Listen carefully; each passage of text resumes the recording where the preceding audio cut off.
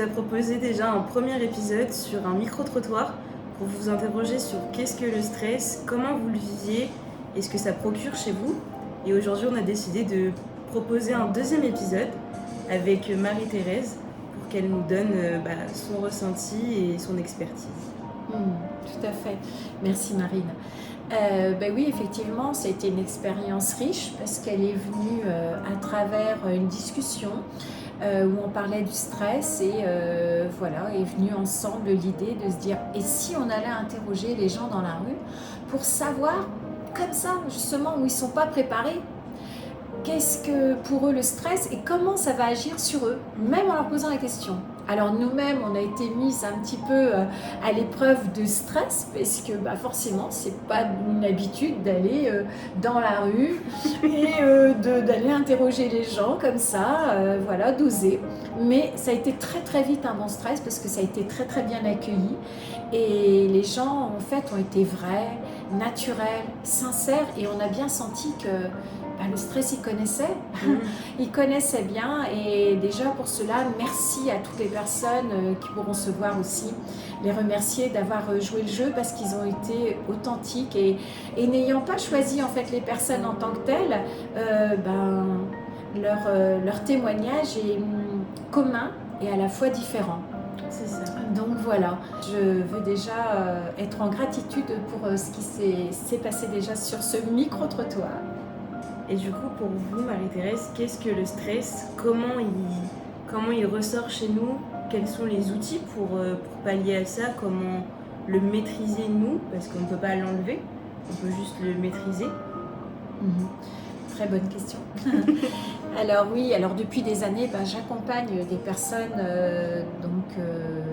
qui viennent me voir pour aller mieux dans différents domaines de leur vie. Et ce que j'ai pu remarquer, c'est qu'en fait, le stress est très présent et souvent il y a une non-connaissance ou une méconnaissance de ce qu'est le stress. Et puis il a tellement été banalisé ce stress. On est stressé pour tout, pour rien, mais c'est le mot stress. Donc aujourd'hui, c'est peut-être juste recentrer et c'est mon point de vue, c'est mon regard sur le stress et mon expérience. Étant moi-même été très stressée et l'étant encore aujourd'hui à certains moments, mais par contre avec cette connaissance et la capacité de se dire ok, est-ce que c'est une menace ou est-ce que c'est quelque chose qui va me stimuler? De mon point de vue, il n'y a pas de bon ou de mauvais stress. Le stress, c'est une question d'équilibre. Alors, si je pars sur le bon et le mauvais, je vais donner juste une petite définition. Le mauvais stress, on va commencer par le mauvais stress. Le mauvais stress, en fait, il nous amène de la pression. Il nous met, on sait très bien que il y a une réaction physiologique au niveau de l'organisme, c'est un stimuli qui se réactive il y a une menace. Donc, une menace, une peur, une insécurité.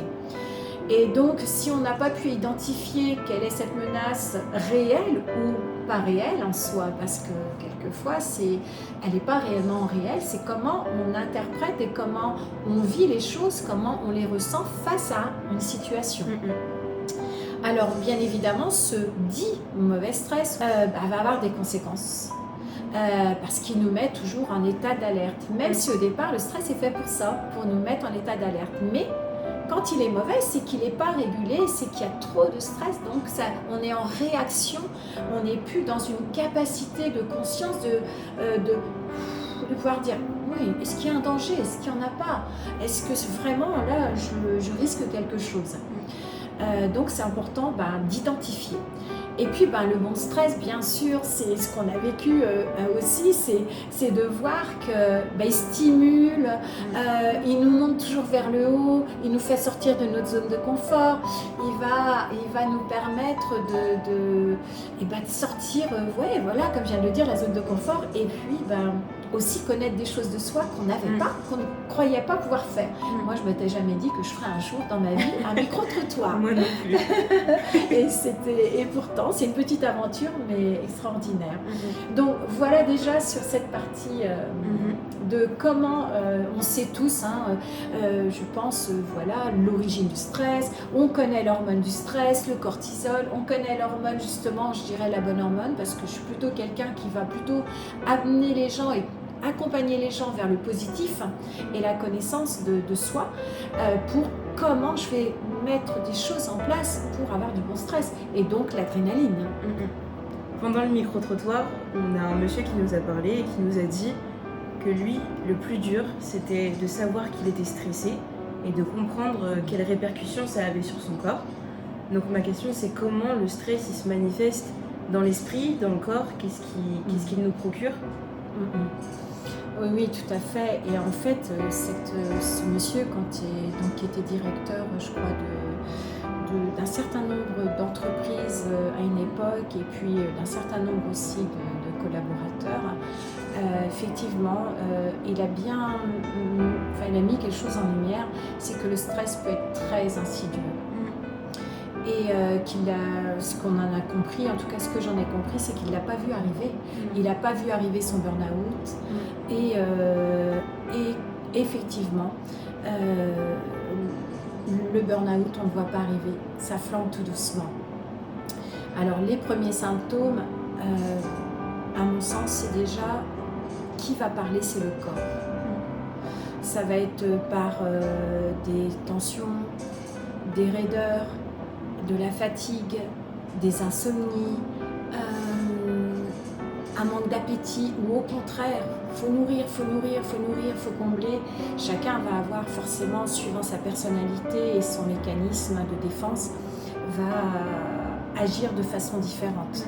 Mais en général, c'est quand même déjà des premiers symptômes, plus irritables, se mettre plus vite en colère, ou au contraire se renfermer.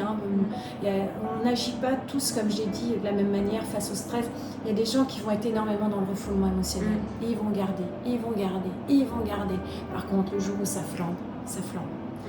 Et puis il y a des gens qui vont exprimer davantage et ça va sortir en émotionnel, plus dans la colère, voire de la violence quelquefois, mais pas forcément avec l'extérieur, mais avec eux-mêmes.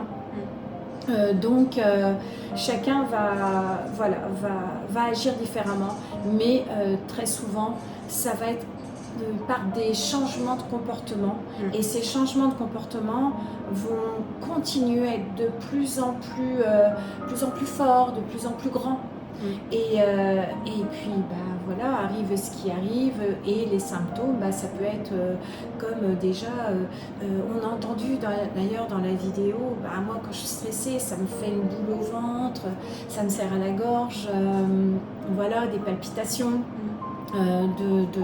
Des sueurs aussi, c'est des symptômes que le corps effectivement il montre qu'il y a déjà quelque chose qui ne va pas très bien. Donc on pourrait déjà partir sur cette base-là.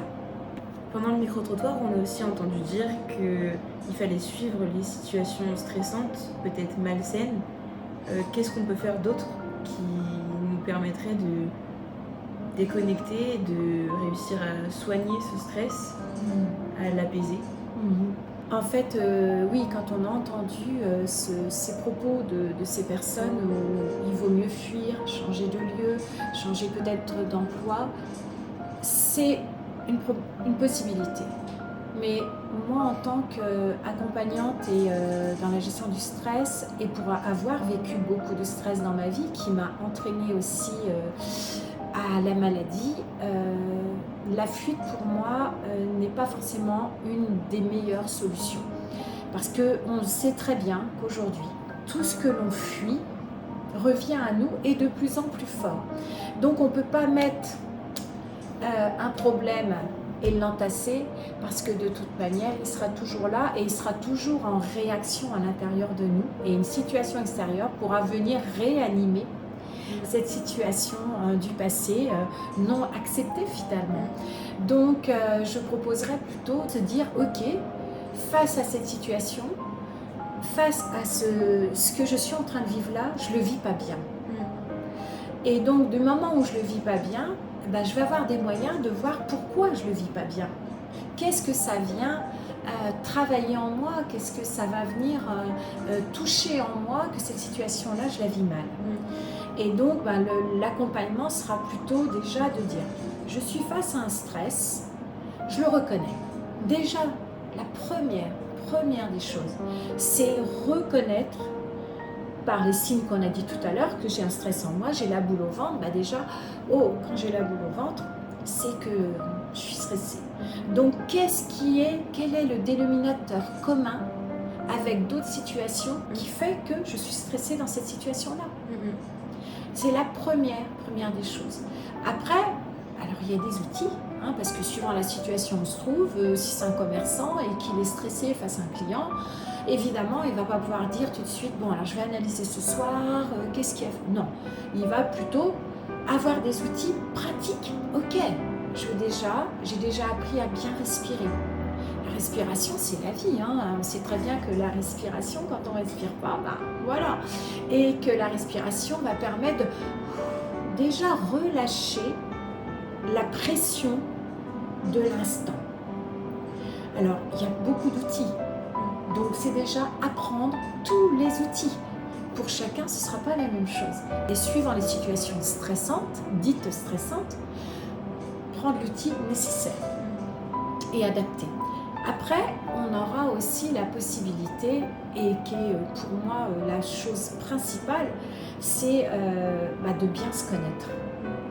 Apprendre à se connaître, qui passe par un travail de développement personnel pour aller se connaître dans justement les situations, pourquoi elles viennent me stresser, qu'est-ce qui se cache derrière, quel est le message qu'il y a derrière cette colère, derrière cette émotion colère. Qu'est-ce qui s'y cache? Est-ce que c'est quelque chose qui est réactivé de mon passé? Est-ce que c'est quelque chose où je suis frustrée? Et déjà de pouvoir identifier tout ce qui peut se manifester derrière une situation, d'en voir le message caché, on va pouvoir avoir accès à transformer les choses. Mais tant qu'elles n'ont pas été transformées, transmutées, alchimisées, tout restera toujours en nous. Pour moi, c'est le travail sur soi, d'aller vers qui je suis et comment moi je fonctionne. On n'est pas tous égaux face au stress. On est tous différents et il y a une personne qui peut stresser pour quelque chose qui nous paraîtrait anodin et pour elle c'est stressant. Donc il y a bien une explication à ça. Et l'explication, c'est aller se découvrir, c'est voyager à l'intérieur de soi, voyager au cœur de ses émotions, aller voyager...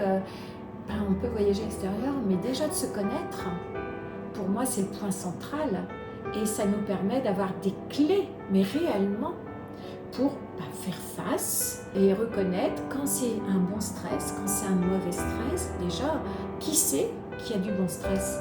Pas forcément, les gens ne sont pas conscients qu'au contraire, ça fait partie de nous. Et au lieu d'être dans la menace qui est le mode survie, donc la peur, on va pouvoir passer avec ce dit mon stress dans le mode vie, qui est l'ouverture. Le mauvais stress, il nous enferme, et le bon stress, il nous ouvre à tout ce qu'il y a de mieux pour nous. Et pour moi, c'est tout le chemin du travail d'une vie.